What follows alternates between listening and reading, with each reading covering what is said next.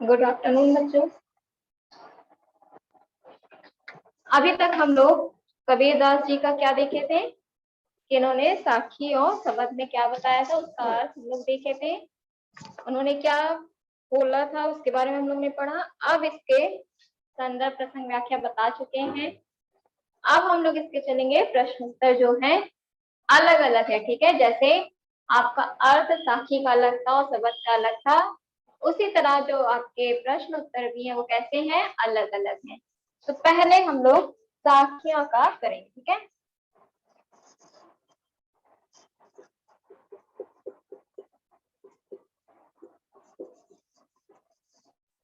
इसके प्रश्न उत्तर पहले हम लोग देखेंगे। पहला प्रश्न आपसे पूछा गया है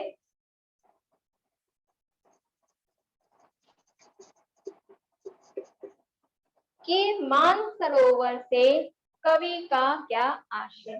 ठीक है, मतलब कि मानसरोवर से जो कवि ने बताया है वो क्यों बताया है, क्या मतलब है इसका। ठीक है,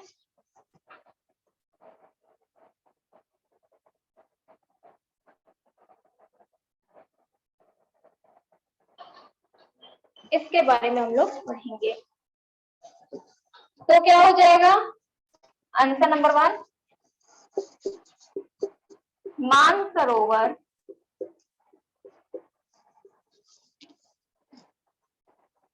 मानसरोवर के दो अर्थ हैं। यहाँ पे कवि ने कितने अर्थ बताए हैं, 2 अर्थ बताए हैं। पहला क्या था, पहला था पवित्र सरोवर जिसमें हंस क्रीड़ा करते हैं। क्या कर रहे हैं, ये मानसरोवर तालाब का नाम है जिसमें 2 हंस क्या कर रहे हैं, खेल रहे हैं, झूम रहे हैं। ठीक है, और दूसरा क्या बताया था इन्होंने,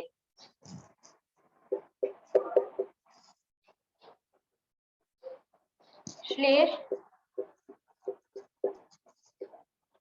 पुष्ट रूपक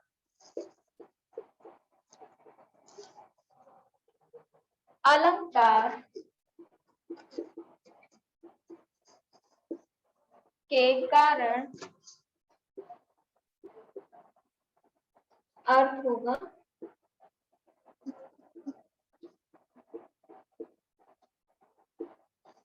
पवित्र मन रूपी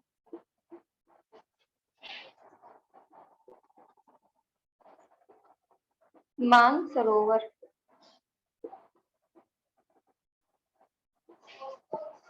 इसके 2 अर्थ यहाँ पे बताए गए।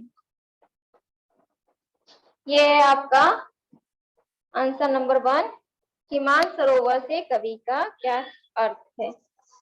ठीक है, अब नेक्स्ट करते हैं सेकंड।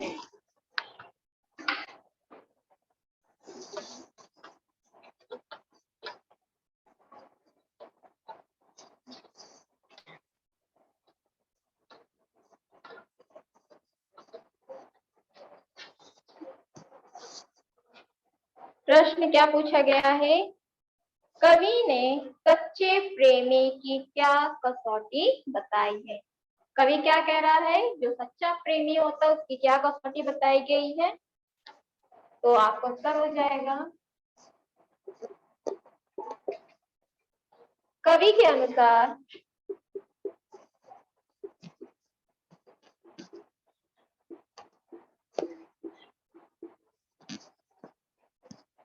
कवि के अनुसार सच्चा प्रेमी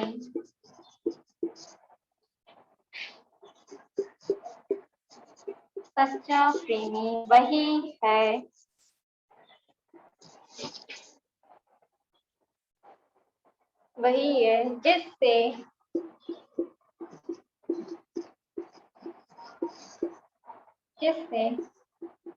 मिलने पर मन की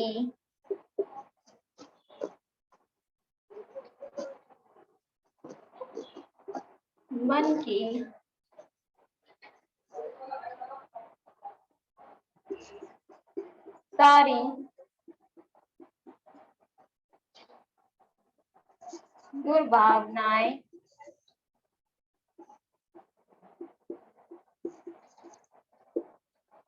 वासनाएं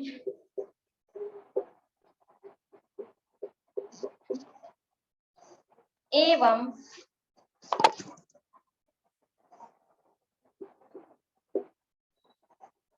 पाप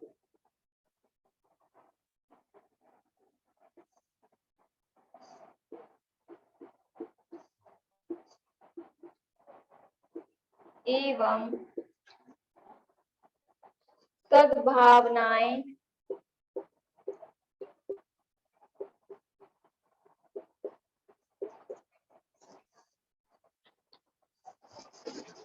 पुण्य में बदल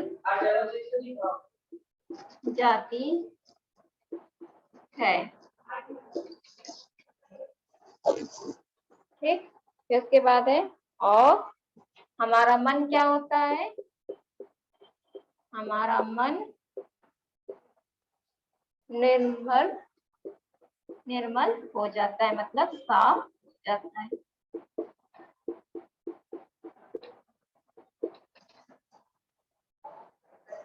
ठीक, यहाँ तक हो गया। ये था आपका सेकंड आंसर।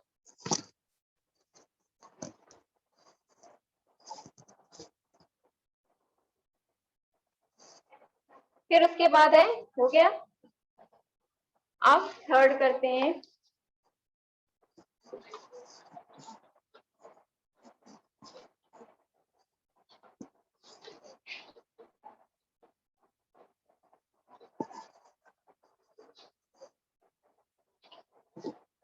थर्ड में क्या पूछा गया आपसे? प्रश्न क्या किया गया है कि तीसरे दोहे में कवि ने किस प्रकार के ज्ञान को महत्व दिया है? मतलब कि जो ये तीसरा दोहा है साखी का, उसमें कवि ने किस तरह से ज्ञान दिया है, ठीक है, उसके बारे में हम लोग जानेंगे। तो ये आपका कौन सा था? Answer number 3। तीसरे दोहे में कवि ने अनुभव से प्राप्त आध्यात्मिक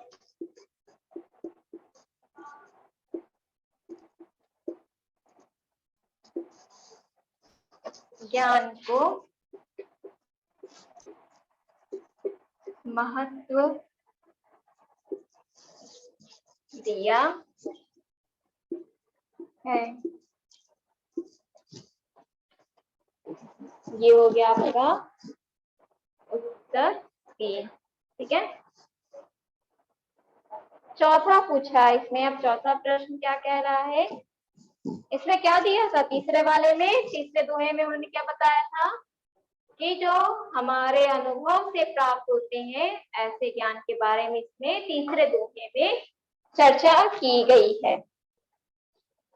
आपसे चौथा क्वेश्चन क्या पूछा गया है कि इस संसार में सच्चा संत कौन कहलाता है? तो क्या हो जाएगा आपका आंसर नंबर 4?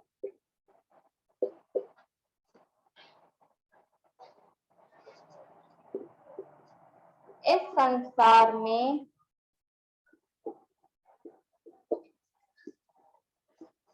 सच्चा संत वह है जो सांप्रदायिक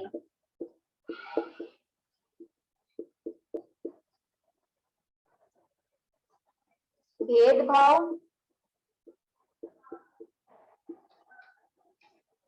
तर्क वितर्क,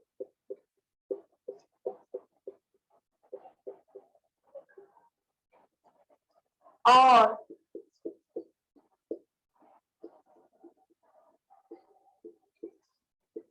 बैर विरोध के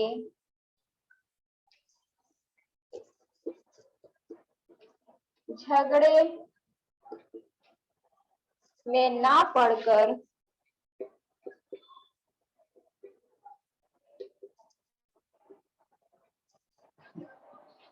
निश्चल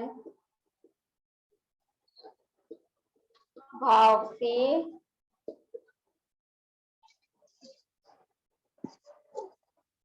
इसके बाद है आपका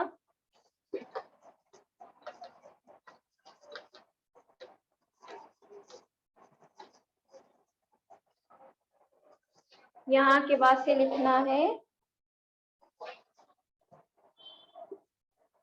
ईश्वर की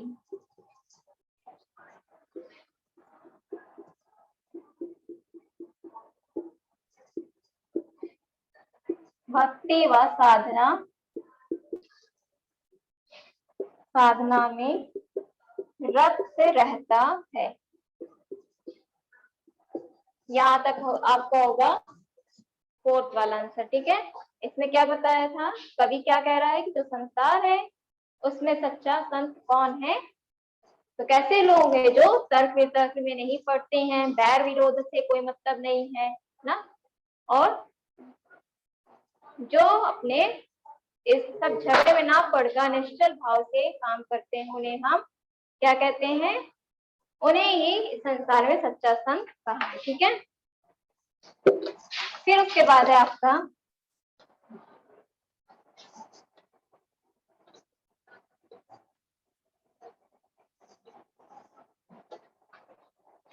फिफ्थ है, आपसे क्या पूछा गया है कि जो अंतिम दो दोहों के माध्यम से कबीर ने किस तरह से संकीर्णताओं की ओर संकेत किया है।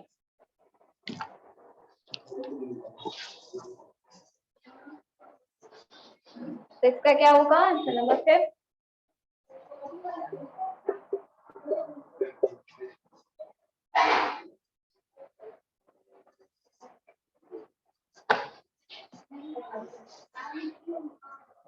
तो इसका आंसर क्या हो जाएगा,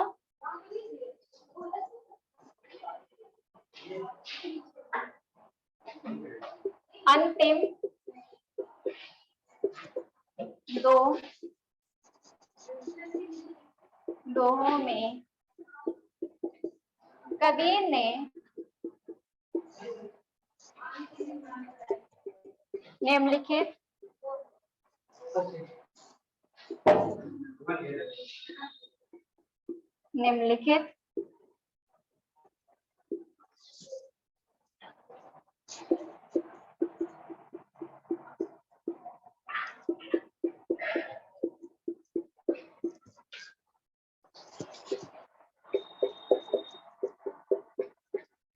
और संकेत किया है। अब हम देखते हैं किसकी ओर इन्होंने संकेत इंगित किया था।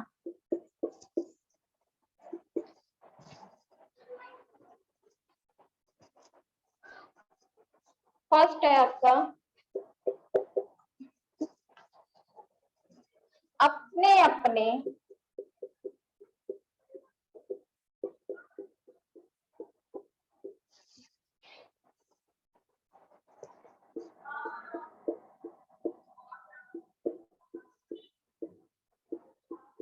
इन्होंने क्या किया था, जो इनके अपने अपने मत से सभी लोगों ने क्या किया, अपनी बात को पहले रखना चाहा, तो अपने अपने मत को श्रेष्ठ मानने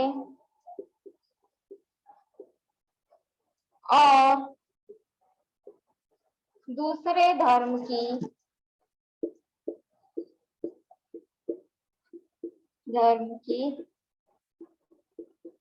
निंदा करने की संकीर्णता, ठीक। और सेकंड क्या है आपका, इन्होंने क्या किया था, सभी लोग अपने अपने धर्म को ही मान रहे थे, दूसरे के धर्म की क्या कर रहे थे, निंदा कर रहे थे, बुराई कर रहे थे, उनके में कमी निकाल रहे थे और अपने धर्म को सबसे श्रेष्ठ मान रहे थे। ठीक है। दूसरा क्या था इनका, ऊंचे कुल के अहंकार में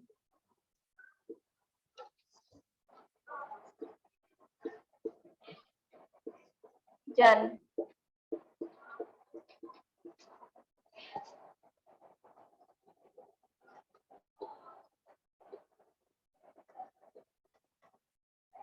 अब इसमें क्या बताया गया था कि जो ऊंचे कुल में, ऊंची जाति में, ऊंचे कुल में जो लोग जन्म लिए थे, उनके अंदर घमंड आ गया था कि हम ऊंचे कुल के हैं, और जो नीचे लोग थे वो क्या कर रहे थे, नीचे जाति को वो लोग नीचा समझ रहे थे।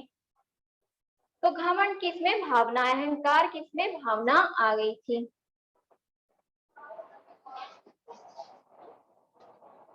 तो ये आपका हो गया, इसमें ये था फिफ्थ वाला आपका जो पूरा हो गया। अब लास्ट क्या है, सिक्स देखते हैं।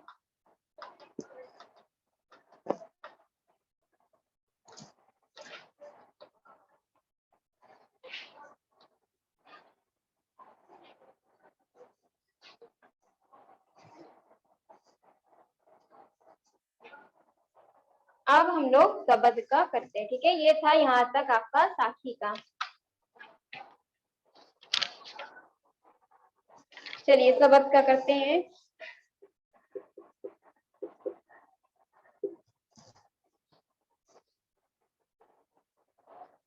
कह रहा है, पहला क्या मुझसे पूछ रहा है कि जो मनुष्य है वो ईश्वर को कहाँ कहाँ ढूंढता फिरता है। जो मनुष्य है वो क्या कर रहा है, ईश्वर को कहाँ कहाँ ढूंढ रहा है।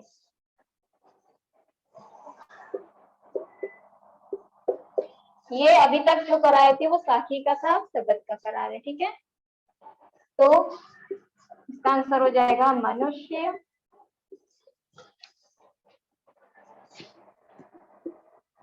ईश्वर को मंदिर,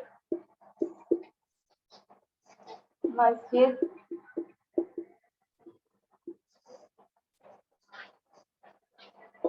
काबा,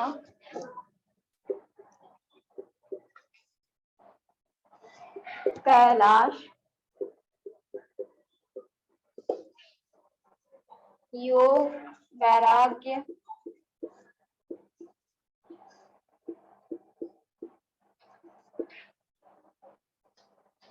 तीर्थों आदि में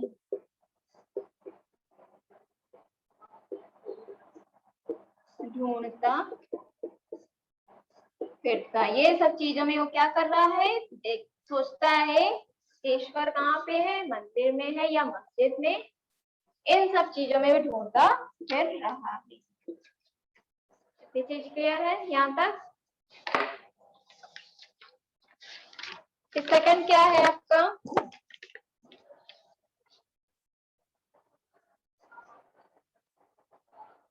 कबीर ने ईश्वर को सब श्वासों की सांस में क्यों कहा है। इसका क्या आंसर हो जाएगा,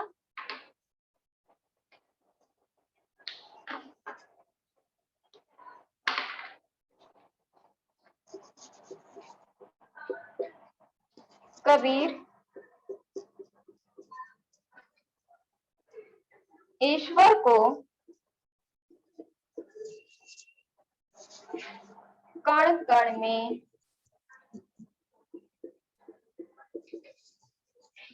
व्याप्त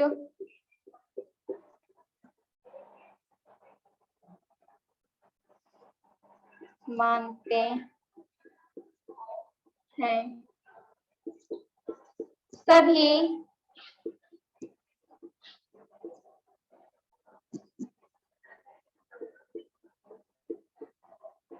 प्राणियों के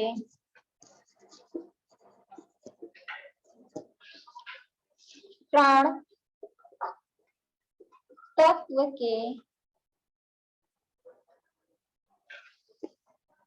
के रूप में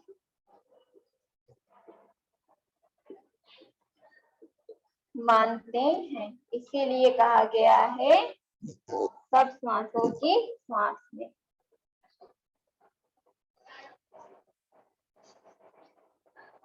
ठीक, अब इसके बाद है आपका पहला दूसरा हो गया।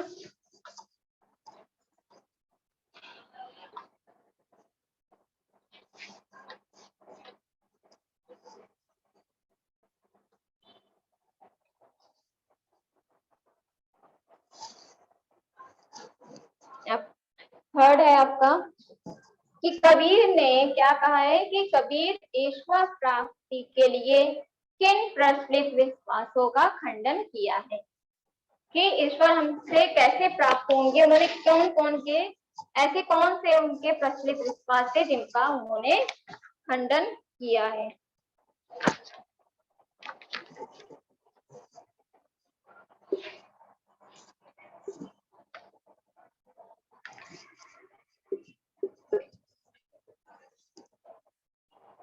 कबीर ने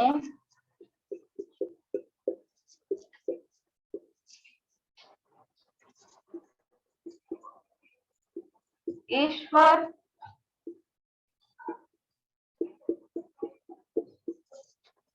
प्राप्ति के लिए निम्नलिखित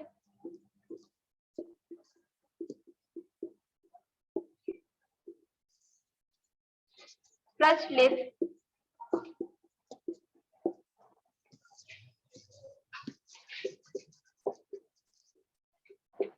विश्वासों का खंडन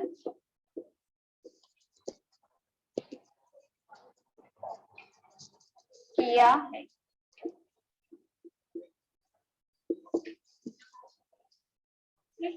अब देखते हैं हम लोग कौन कौन से ऐसे थे विश्वास इनके।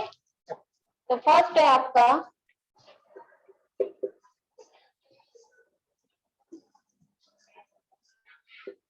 ईश्वर का वास किसी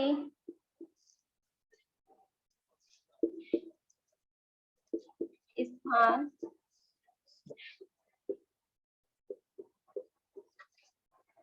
मंदिर मस्जिद में ही होता है। इसमें क्या बताया था कि किस चीज का खंडन किया, कि लोगों का क्या मत है, क्या मानते हैं, जो ईश्वर रहते हैं वो कहाँ पे रहते हैं, उनका स्थान क्या है, मंदिर और मस्जिद। पहला इन्होंने इसका खंडन किया। कबीर ने उसे स्वर सर्वव्यापक बताया है। पहला खंडन इन्होंने इस चीज से किया।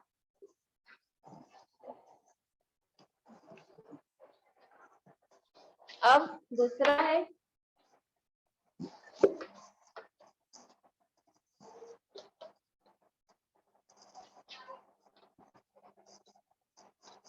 दूसरा किस बात से हम करते हैं,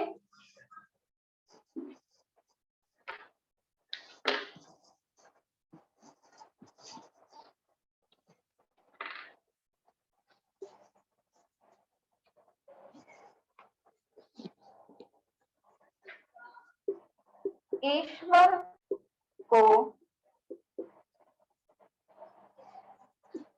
तीर्थों में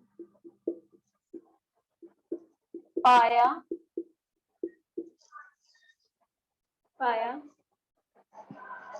जा सकता है।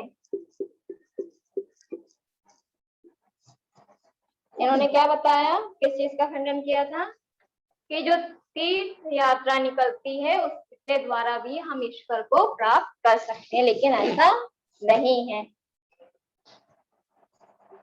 कबीर ने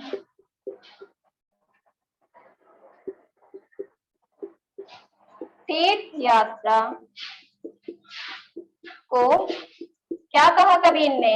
नहीं, तीर्थ यात्रा के माध्यम से हम ईश्वर को नहीं प्राप्त किया जा सकता है, इसका भी इन्होंने खंडन किया। ठीक है, इसका व्यर्थ बताया, बेकार है। और थर्ड क्या था इनका?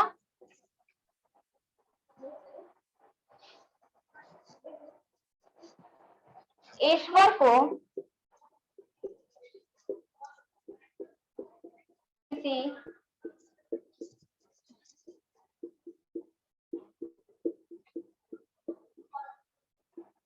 विशेष क्रिया, कर्म अथवा योग वैराग्य से पाया जा सकता है।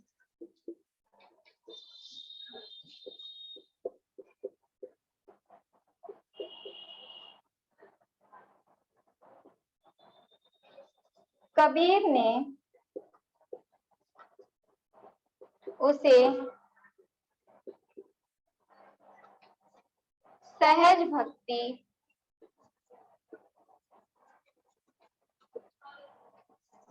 पाने की बात कही है। हम सरलता से भी इसे क्या कर सकते हैं? ईश्वर को प्राप्त कर सकते हैं। ठीक है, इन तीन के द्वारा उन्होंने का खंडन किया। तो यहां तक आपका हो गया है। ये था आपका